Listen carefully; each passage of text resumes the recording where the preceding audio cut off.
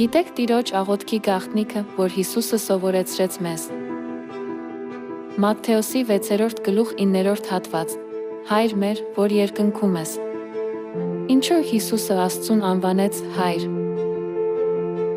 Կորինթացիներին 2:6 հատված 18 համար. Ձեզ հայր կլինեմ, դուք ինձ որդիներ ու դուստրեր կլինեք։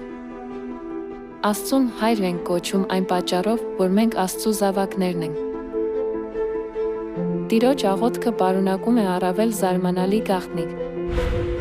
Հոր և նրա երեխաների գոյությունը ենթադրում է, որ կա նաև մայր։ Բանն այն է, որ հայրն ու նրա երեխաները չեն կարող գոյություն ունենալ առանց մոր։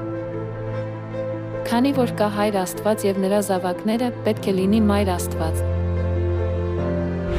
Գաղատացիներին 4:26 հատված. Իսկ վերին Երուսաղեմը, որ բոլորիս մայրն է, ազատ է։ Տիրոջ աղոթքում պարունակվող գաղտնիքը Մայր Աստվածն է, ով մեզ հավիտենական կյանք է պարգում։ Հետո ինչպես կարող ենք դառնալ Աստծու զավակները։ Երկրային ընտանիքում երեխաները կյանք են ստանում, ժառանգելով հոր և մոր մարմինն ու արյունը։ Երկնային ընտանիքում նույնպես Աստծու զավակները կարող են հավիտենական կյանք ստանալ, ժառանգելով Հայր Աստծու և Մայր Աստծու մարմինն ու արյունը։ Ինչպես կարող ենք ժառանգել Հայր Աստծու և Մայր Աստծու մարմինն ու արյունը։ Հովհաննես 6:54 հատված.